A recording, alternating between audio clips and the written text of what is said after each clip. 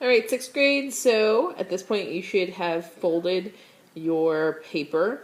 So you fold it half, half, half again.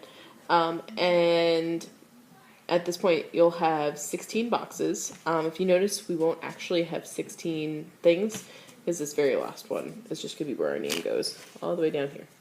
Right there. Okay, so just to run through what we're doing. Brush stroke, dry brush, sponging, overpainting, dabbing, stippling, sgraffito, scumbling, tints, tones, shades, wet on wet, blending, layering, and blotting. Okay. So, yes. Let's do this. Alright, so brush strokes. Let's turn this. Turn this. Okay. So brush strokes. You're going to figure out how thick, thin, and everything else your paintbrush can go. So, put it down, wiggle it. That's how thick. Normal. Turn it on the side. Thin. And then the thinnest I can go. And finally, barely touching the paper. Okay, so this one paintbrush can make all of those things. Okay, dry brush. This is when you don't have very much paint on your paintbrush, and you're using this to make texture. Pretty much all of these, you're going to wind up having to paint something underneath. So like I painted under here. Almost all of these are textures that you have to put on top of something else.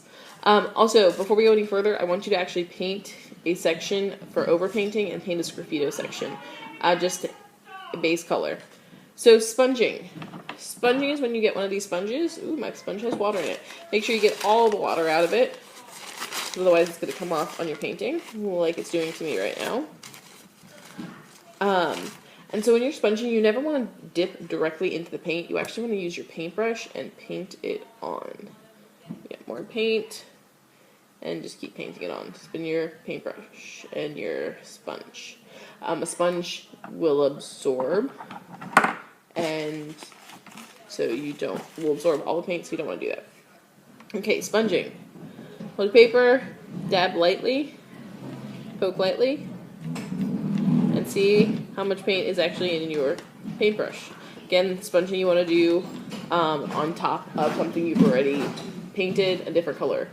Alright, so washing out your paintbrush and washing out your sponge is really important. Make sure you wring it out. Okay, dabbing. Dabbing is when you take the paintbrush and you press down. That's dabbing. Super easy. Okay, stippling is when you use the point of your paintbrush. And if your paintbrush is flat like mine just was, you kind of smush it together. You can make more circular dabs. So your paintbrush can do a lot of stuff. I'm going to skip scumbling just like I skipped overpainting right now. Or skipped sgraffito just like I skipped overpainting. Alright, so scumbling. You're making like little circles. Again, this should be one of those things you do on top of another color. Adding texture. Okay, a tint.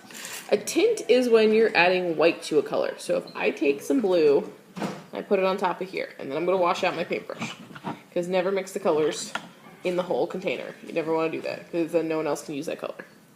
Then I'm going to take some white. Then I'm going to mix that together. So a tint is whenever you mix white with something. So right here, that's my tint. Tone is whenever you add black, or is whenever you add gray to something. So since there's already white in here, I can literally just take a tiny dab of my black and mix it directly in there. Black is a really powerful color, so use as little as possible. Most of the time, I won't give you black until the very last day. And finally, in tint, tones, and shades, we have the shade. And that's when you take your paintbrush and you mix together the color and black. Mix that together, then you get a shade.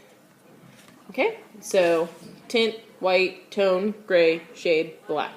Okay, wet on wet. Wet on wet is when you are taking one color that's wet and you're taking another color and you're painting on top of each other. Okay, and they kind of almost blend together. Blending, speaking of which, is when you on purpose are mixing two colors together, but you're leaving them, you're kind of showing your work. So you're showing, like just in math, you're showing your work. So I'm going to paint that over there, and then I take another wet paint, and I come over here, and so I can show the whole transition into the blue. And I can kind of bring the blue into the white.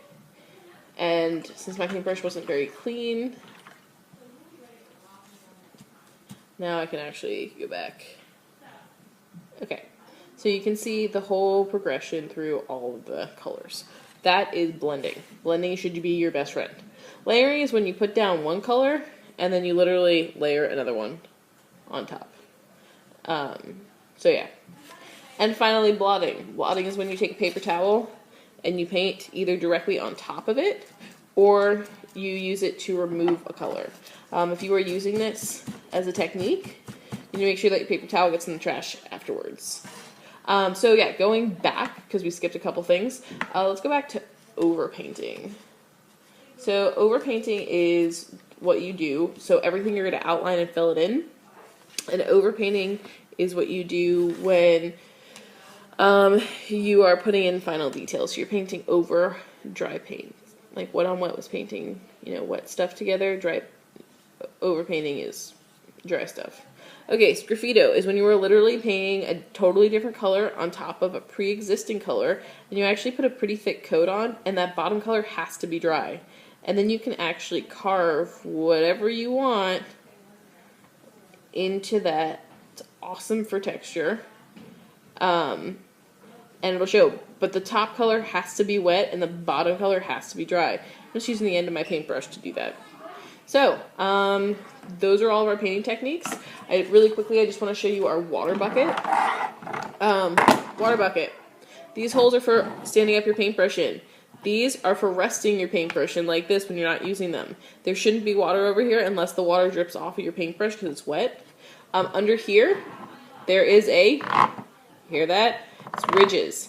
So you need to vibrate the barrel of your brush against that ridge. So I'm holding my water cup, I'm vibrating it, and then when I'm done, I'm going to wipe it on the edge before I go. And then I'm going to wipe it on a paper towel. There should not be that much water that comes off of your paintbrush, otherwise you are not wiping it off enough. Okay, so that's what we're doing. If you have any questions, just let me know, but these are our painting techniques in 6th grade.